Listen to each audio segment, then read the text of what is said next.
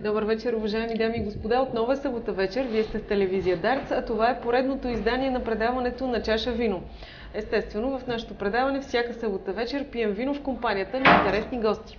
Тази събота вечер избрахме да ви запознаем с инженер Божидар Спасов, който е новият управител на ВиК. Нали така се казва правилно? Да. Водоснабдяване и канализация. Благоевград. Благоевград. Освен това, ще си говорим с него, освен за хубавата и така чиста вода, която имаме щастието да пием в нашия край. Също така ще си говорим за него, за личността, за образованието му, интересни неща от живота. Това е На чаша вино тази събота вечер. Останете с нас, защото обещаваме едно хубаво интересно предаване. В нашето предаване започваме с наздравите и с чаша вино. Надявам се, че обичате хубаво червено вино. На здраве и добре дошли!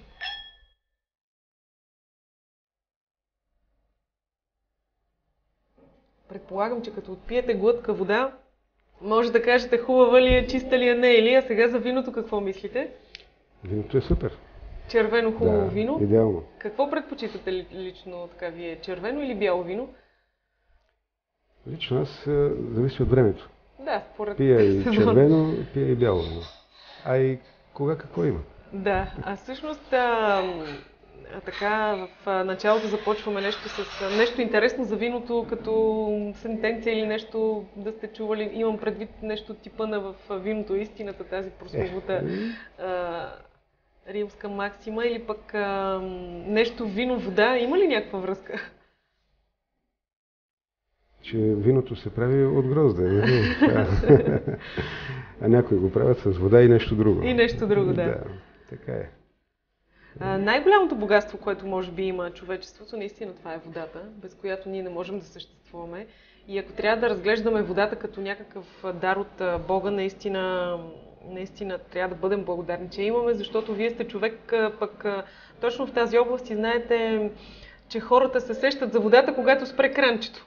Да. Ние сме си говорили за това, а е много, много така неприятно наистина да нямаш хубава чаша вода. Има райони, в които наистина водата не е годна за пиене, но пък в нашия край наистина е хубава. Това зависи ли от условията, от климата или има и други технологии, които така допринасят? Водата наистина е дар от Бога и в това отношение ние сме, как да кажа, привилегировани, защото сме в този край, защото сме в този климатичен пояс, ако щете.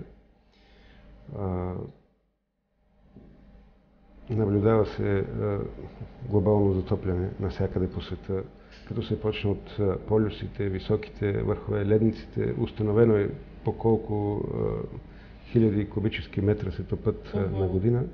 И всичко това отива в моретата и океаните. Но тази вода в моретата и океаните не е така пригодна, не е толкова важна за живота на хората. Питейната вода е най-важната от всички води, независимо в какво агрегатно състояние съществуват. Конкретно за нашия край имаме най-чистата вода, а и най-евтината, в скоби само го казвам, защото това вече не е от Бога. В условията на финансова криза това е много важно. Това е от хората, не от Бога. Но въпреки, че сме в полите на планината, въпреки, че имаме вода в изобилие, все пак се налага да се грижиме за това, тя да дойде до нас. Три основни неща трябва да изпълнява нашето дружество. Това е водата да бъде постоянно до потребителя, да бъде качествена и да бъде в необходимото количество. Да, това са наистина трите основни фактора, които всеки така от нас има щастието да ползва, но когато ги няма, тогава ги забелязваме. И то по всяко едно време на денонощието. И когато всичко е наред, ние просто завъртаме крана, потича водата и никой не мисли как тази вода идва до нас. Ама когато спре, тогава почваме да мислиме. Тогава се сещаме, че може би има повреда някъде или нещо е станало. Има авария. И тогава идват нашите екипи с едни жълти багери, специалисти, почват да копаят, което не е много приятно, но се случва. Все пак в такава ситуация живеем в такова време. Да. Всъщност дружеството търпи много така негативни емоции от страна на граждани. Когато казвате, че спре водата и ние вече сме склонни да вдигнем телефона, да обиждаме, да... Не бих казал, че е така, защото в крайна сметка хората са сравнително разумни. Голямата част проявяват разбиране и виждат какво се прави и за какво става въпрос. Как своевременно се реагира на всички повреди. Може да има някоя пропусната някъде, но тук е примерно ролята на гражданското общество. Някой да вдигне телефон и да каже, да звънне на повреди на ВиК, да каже, че еди къде си има повреда. Защото нашите диспетчери, ние имаме обособен диспетчерски пункт, те следят нивото на налягането в основните водопроводи и могат да установят наличието на течове, наличието на повреди, без да се обаждат. Но на по-малки водопроводи няма как да се установи това. Ако разглеждаме водата наистина като дар от Бога, ние наистина сме привилегировани. Тук в нашия край има много хубава вода. Аз така смятам, че всеки, който е пътувал и е бил на нашото Черноморие, е опитал така различния вкус на тази вода. Каква е разликата в различните видове? Или има някаква специфика при обработването? Може ли да се промени вкуса на водата? Може, но бих казал относителният дял на преработването на водата и това, което тя си има като природна заложба, като даденост, е по-малък. По-важно е какво излиза от недрата на земята или от водохващанията, а после как се третира, процентно по-малко се променя вкуса. Добре, ето ние тук имаме по една чаша вода пред нас. Може ли е така, като погледне човек тази чаша вода и да разбере дали е хубава? Има ли някакви такива белези? С поглед, само магиосниците могат да установят дали е хубава. Има ли някаква смисъл цвят, така нещо, има ли което да ни подскаже така, когато видим една чаша вода, да преценим, че тя е хубава, здравословна? Ако говорим за поглед с невъоръжено око, трябва да има наличието на мътност. Има ли нещо да плува вътре, значи не е хубава. Тогава е ясна работата. Тогава е ясна работата. Специално за район Благоевград искам да кажа на всички зрители и наши абонати и потребители на вода, че качеството на водата се контролира много стриктно в пречиствателната станция на Тоест ние можем да сме спокойни за нашите малки деца, които спокойно могат да пият вода директно от чешмата, без да има някаква нужда да се филтрира допълнително. Да сме спокойни. Понякога, може би, самите вкусови качества да не са съвсем добри или да не харесват на някой, но това е в интерес на качеството на водата. В нея да няма, примерно, повишаване на pH, киселинността на водата, да няма микроорганизми и така нататък. Имаме цял лабораторен комплекс, който ежедневно през няколко часа по график взима проби. Постоянно се взимат проби от водата. И в зависимост от показанията на тези проби, след това се взима решение как да бъде третирана. Водата, основно средство, с което се обработва, е така наречения хлоргаз. Това е средство, което е възприето в цяла Европа. Ние имаме, така бих казал, надежни системи за хлориране на водата. А всъщност за този хлор много се говори. Той вреден ли е, полезен ли е, в какви количества се използва? Много, примерно, хора се притесняват да пият вода, точно заради това, че тя е хлорирана и си смятат, че това ще им навреди по някакъв начин. Без да съм специалист, мога да кажа, че не е вреден този хлор, защото, отварям скоба и искам да кажа, че това не става въпрос за онзи хлор, който се хвърля с лопати. Да, определено сигурно не става въпрос за такъв. Да, това е хлоргаз, който се доставя в бутилки, както газта за битови нужди. Всъщност неговата функция е да дезинфекцира, нали така? Варели 400 литрови, които са минали специален контрол. Те са даже и на специален режим при транспорт, защото когато променят от едно агрегатно състояние в друго, тогава може да стане опасно при повишаване на концентрацията. Но във водата няма как да се получи това, защото се контролира постоянно. Дори да изтече един варел неконтролируем, примерно, в този огромен обем от вода, той се разрежда толкова, че концентрацията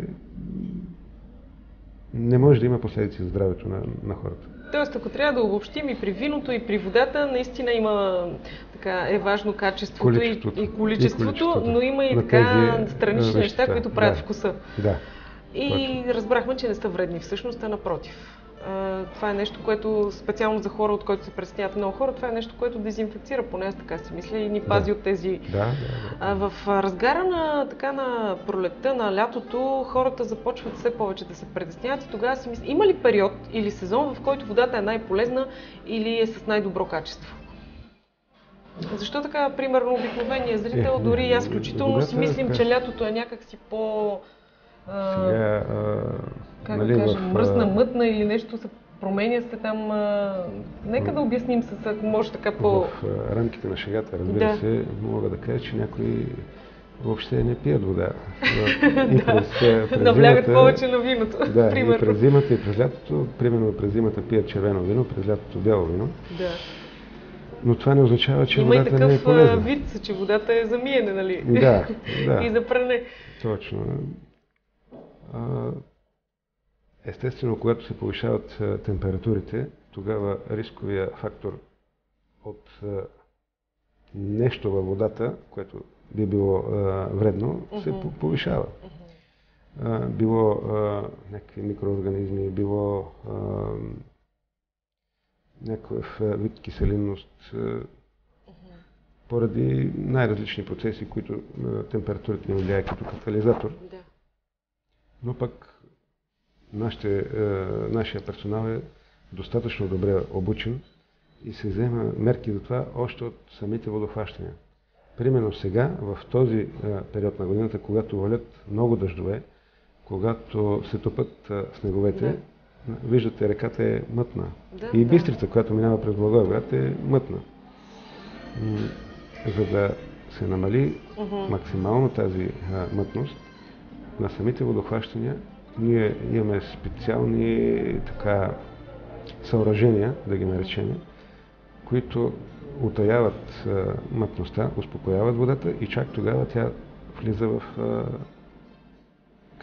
Тоест тази вода мътната, която виждаме, я пием след това, но тя е такава. Не.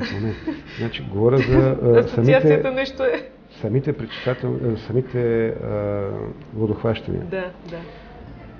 Там, където тръгва водата. Там има такива съоръжения, които въобще не позволяват да влезе такава мътна вода. Ако случайно, примерно след дъжд или след нещо друго, все пак водата се размъти, хората, които са там, работниците по водохващанията, я пренасочват. Тя отива директно в реката. Защото ние имаме достатъчно голям запас, примерно за 3, 4 или 8 часа, дори да спре водоподаването от водохващанията, града няма да остане без вода. И тази мътност минава, след това се включва водохващанията пак. Можем ли да сме спокойни? 24 часа има дежурство на тези основни водохващания. Можем ли така да сме спокойни, че няма да имаме режим? Да, процесът е такъв. Когато тръгне по довеждащия водопровод водата, чак тогава идва в пречиствателната станция. Там влиза първо в едни съоръжения, наречени денита, където се успокоява, защото тя идва с някаква сила, носи някаква енергия и все пак има някакви частици в нея, било инертни, било песъчинки или нещо друго. В тези съоръжения, денита, тя се успокоява, утаяват се, преминава през тях, през едни първични филтри и чак тогава вече отива в второто стъпало за пречистване. Да. Така че... Ако трябва така да прогнозираме, има ли опасност да останем без вода? Имам предвид, и така помним, или поне някой от нас помня, че имаше един период, в който имаше режим на водата и така големи жеги, много много беше тежко, просто доста време. Има ли опасност този регион да изпадне отново в такава криза? Ако говорим за тази година, мога да ви кажа, че със сигурност това няма да стане. За тази година ще успокоим хората, няма да има проблем. Със сигурност няма да стане, защото падна достатъчно сняг.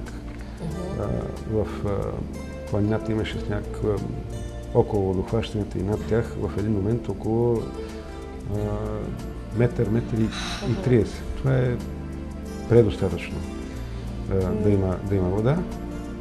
Освен това, системата е така разчетена, че дори да настъпи някаква суша, ние всъщност имаме ли някакви възможности за резерви някъде? Да, не имаме резервни. Да се помисли в тази посока вече? Не е ли необходим язовир или нещо, което така да... Да, ще дойдем и до това. Само да ви кажа, че имаме резервни кладенци, които са с помпи. А за колко време могат да стигнат те при тотално спиране, примерно, на водата? Като лимит, колко време могат да захранят, примерно, нашия град? Те могат да захранват града много време. Просто от години не се е налагало да бъдат включвани, но ние постоянно правиме профилактика, включваме ги, работят примерно по един ден. Водата трябва да се обновява в тези кладенци. Да се изчерпи, съответно, и след това се може с много количество. Дебита да е по-голям в кладенците. И имат готовност винаги да бъдат включени. Добре, сега ще прекъснем за кратка рекламна пауза. След това ще си поговорим точно за тези неща. Вие сте инженер, за тези възможности или може би трябва да се погледне вече в тази посока, наистина да се направи нещо по въпроса, така да не се случва отново да изпадаме в такъв неприятен момент с недостиг или въобще с липса на вода. Всичко това след рекламната пауза. Вие сте с предаването на Чаша вино. Говорим си за водата и за това как тя достига до нас и за така неща, които на пръв поглед въобще не ни правят впечатление, когато вземем чаша вода. Това е на Чаша вино. Станете с нас. Предстои втората част на предаването веднага след рекламната пауза.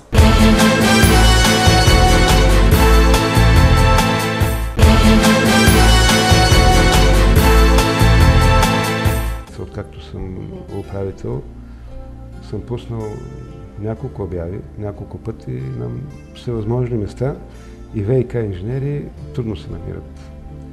Сега съвсем наскоро, даже предстои да подпиша заповедта за назначаване на едно младо момче, което тази зима е завършил току-що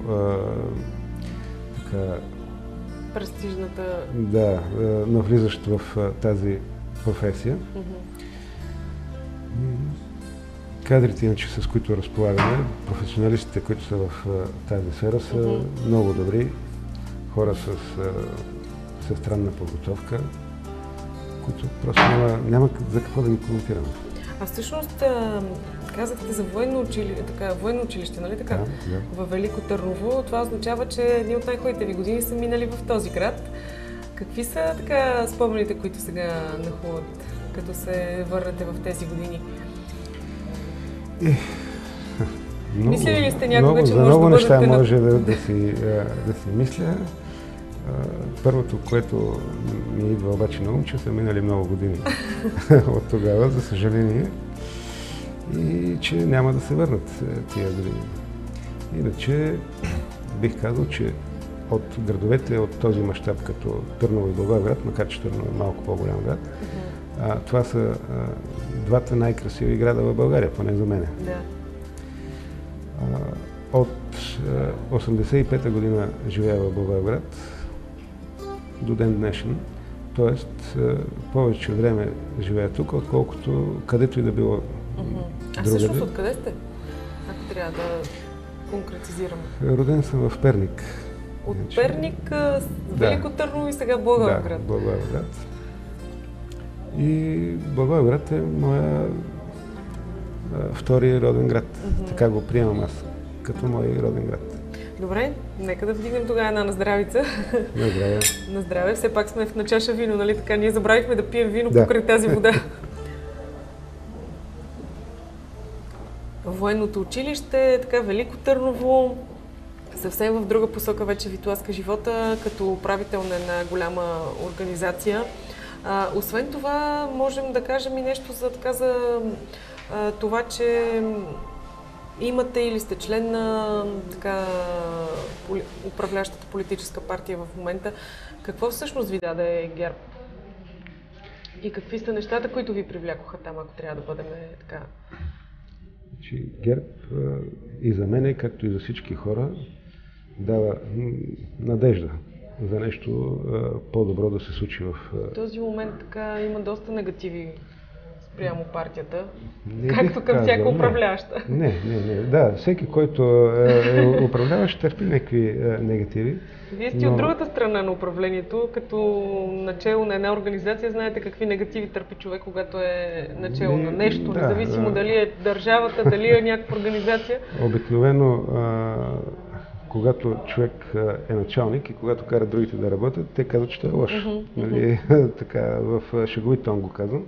И сега, когато партия ГЕРБ е на власт и вади негативите на другите, които са били преди нас, и когато иска нещата да се случват както е по закон, така както пише в нормативните документи, естествено накърнява нечии интереси и ние сме лоши за тези, защото не им даваме да продължават по същия начин. Примерно да крадат, да злоупотребяват с държавни обществени средства и така. Да. А всъщност от тук нататък как виждате себе си като развитие? Има ли някаква политическа амбиция? Човек винаги носи в себе си някакви амбиции, дори самия той да не ги осъзнава. Лично аз от толкова много задачи, които имам да решавам, наистина не съм мислял в тази посока, защото мисля, че управлението на това дружество, практическото, ежедневното, оперативното, иска от човек едно истинско себеотдаване. Ако нещата трябва да се случват така, както трябва да бъде. А най-вече пък за водата. Защото в едно интервю по-рано бях споменал и след това даже беше изведено в заглавието, че ако примерно някаква администрация, било то общинска или областна или каквато идея, преустанови работа за 10 дни или за 20 дни, на никой няма да му стане тъжно. Ако ВиК спре само за 2 часа, ще настъпи хаос. Абсолютно. Затова нещата са много по-отговорни и не са измерими с чисто административните функции, които имат някои други учреждения, ведомства и така. Защото, примерно, ние сме търговско дружество. Ние нямаме бюджет, не получаваме дотации от държавата. Ние работим с това, което изкарваме. Преразпределяме средства за инвестиции, преразпределяме средства за заплати, за обновяване на мрежите, за обновяване на машините, с които се работи. Неща, които са така в ежедневието, но пък изискват цялото внимание на човека. Чисто стопанска дейност. Извън професията, какъв човек е инженер Спасов? Ако трябва така да ви дадем някакво определение, човек спортист, човек така, някакво хоби може ли да се... Или просто нещо, което е интересно за вас, извън поста, извън партията дори? Извън така в чисто човешки план, освен че харесвам хубавото вино, хубавите жени и така нататък. Които вървят с виното, така казват някои гости. И с хубава песен, когато имаме гост-изпълнител. Държа да кажа, че се шегувам, за да не ми се карат вкъщи. Имам една слабост, едни 4 прекрасни, примерно, кучета, с които се занимавам в всяка така свободна минута. 4 кучета, каква порода са? 4 кучета, българско овчарско куче, каракачанки. Те са такива огромни. Огромни като мечки. Са много така добре изглеждащи и добре възпитани. Те ме и действат разтоварващо. Абсолютно. Да. Абсолютно. Човек, защото който наистина има верни доктор приятели. за животните, знае, че това е релакс. Да, не искат нищо друго, освен внимание и храна. Това означава, че когато сте свободен, прекарвате времето си с тях и семейството, предполагам. Да. А има ли любимо място, където обичате да отсядате или да почивате? Планина, море, може би? Любимо място... Навсякъде, където е хубаво, където има хубави хора, ми е любимо място. Така, конкретно сега не мога да кажа. А какви са вашите приятели? Ако трябва да обобщим, човек, когато застане на ръководен пост, около него започват да изникват все повече и повече приятели. Много приятели. Така ли се случи и при вас? Стара българска традиция. Не само български, въобще на Балканите е така. Имам погледи за съседните страни. Горе-долу едни и същи сме в това отношение, макар че има и много разлики. Балканският ни нрав си горе-долу еднакъв. Се проявява. Идват ли хора при вас, които биха искали да ги облагодетелствате с поста или с връзките? Има такива щения, такива мераци. Харесвам сериозните хора. Хората, които си държат на думата, хората, които държат на отношенията си с другите хора. Лековати и така нататък. В такъв смисъл хора. Нямам допирни точки с тях. Когато човек е така на такъв пост, наистина има много приятели. Преди да станете управител на дружество и така да свързвате името ви с управляващата партия, кои бяха така приоритетите в живота ви? Приятелството, семейството? Или с кое не бихте направили компромис? Кое е нещото, което ще ви на първо място. И след това всичко останало. Оттам тръгват нещата, защото човек е отговорен пред обществото, освен с собствените си деяния, със собствените си постъпки и с постъпките до някъде на неговото семейство, на неговите деца. Това как ги е възпитал, какви бъдещи членове на това общество ще бъдат. Дали ще са полезни граждани, дали няма да бъдат. Аз, например, имам 2 дъщери, които горе-долу са добре възпитани, поне по моето скромно мнение. Учат и двете. Кое е най-важното, което бихте искали да запомнят в живота? Кой да го запомни? Аз? Те. Имам предвид, това, което според вас ще бъде най-важно за тях. Да се съобразят с нещо или пък да имат някаква такава максима пътеводител. И те, и всички, които ни слушат, трябва да знаят, че животът е непрекъсната борба за нещо. Човек трябва постоянно да се доказва. Няма такъв момент, в който стигаш до върха и приключваш да се доказваш, защото спреш ли, значи нещо се е случило. Така са казвали хората, явно е така. Да. Всъщност, с какво не бихте направили компромис? С принципите, с убежденията си или с какво? Това за компромиса е много философска тема. Но човек ежедневно му се налага да прави компромис, още повече който каза, че не прави компромиси, значи или не е наясно със себе си, или нещо бърка. Не може да не се правят компромиси. Зависи обаче за какво, зависи от степента на компромиса. Това са много конкретни неща, които едва ли сега ще изчерпаме тази тема. Абсолютно. Добре, каква е музиката, която харесвате? В края на предаването ще ви поздравим с една песен, както и всички, разбира се, ваши служители и така клиенти или абонати, правилно да се каже, на дружеството.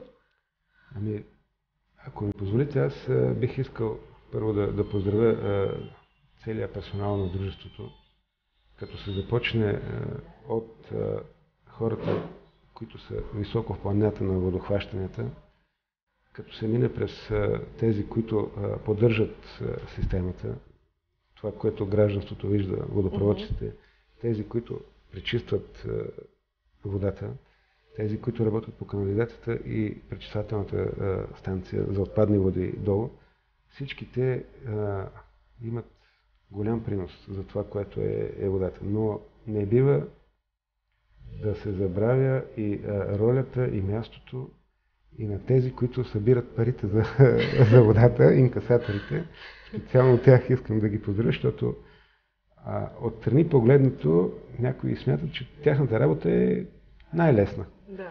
Минава, отчита водомера, събира някакви пари или там нещо подобно, но всъщност това са хората, които са изложени на пряк контакт с абонатите. Пряк контакт с абонати, с конфликтни хора, недоволни хора. Те обикновено такива са недоволни от себе си, но няма как. Това е друга тема вече. Да, това е друга тема. Те освен от вас са недоволни от електрическите там компании, да, които... Онзи вид, вие от енергото ли сте? Не, и вас същия поздрав. Абсолютно. Ако има възможност, може да ги поздравим с една хубава песен, в която става въпрос за водата. Добре. И виното. За водата и виното. Да изберем някаква песен, в която се пее за вода и вино. Ако има такава. Ето Ако сега. не само за вино. Но, сега тук вече наистина ни затруднихте, но наистина ще потърсим такава песен. Тя ще бъде специално за всички наши зрители, както и ваши абонати, разбира се. Ако трябва да обобщим в края на предаването, освен червено хубаво вино, трябва да пием и по една чаша поне хубава чиста вода. Разбрахме, че няма така нужда дори за миг да се притесняваме, че водата, която пием, наистина е с добро качество и си заслужава. Още повече, че дар от Бога, но пък когато я няма, наистина тогава разбираме какво богатство имаме. Аз ви благодаря за този разговор и за това, че наистина разбрахме какво се крие за тази чаша така вода. В края на предаването имаме традиция на бутилка червено вино. Ние няма да ви подарим бутилка вода, ще ви подарим бутилка червено вино. То е същото като това, което пием тук в студиото. Една така сентенция за виното отдолу, защото така ви затрудних в началото. Да. Със здраве и с много така професионални успехи. Тази бутилка ще я запазя в моята колекция с хубав етикет, марков етикет. Да, всъщност аз не успях да видя в кабинета, в някои така, в кабинети, които съм влизала, така виждам различни неща. Освен вино, можем ли да видим във вашия кабинет някаква бутилка с вода или нещо интересно свързано с водата?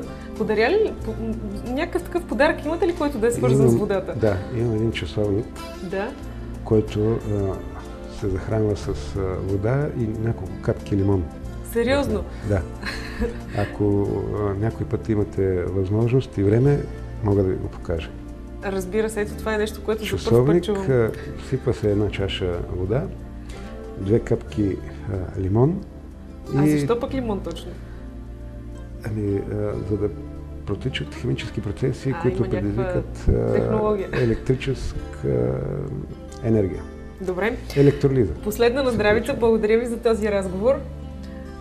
Всичко добро и много здраве ви желая. Благодаря ви и аз. Това беше от нас, уважаеми дами и господа. Хубаво вино. Разбрахме, че и водата, която пием, наистина е хубава, благодарение на инженер Спасов. Това беше на чаша вино тази събота вечер. Интересни гости и, разбира се, много хубаво червено вино всяка събота вечер, само по телевизия Дарц от 22 часа. Ако не успеете да видите премиерата ни, можете да ни гледате и в неделя на повторението, което е точно в 20 часа.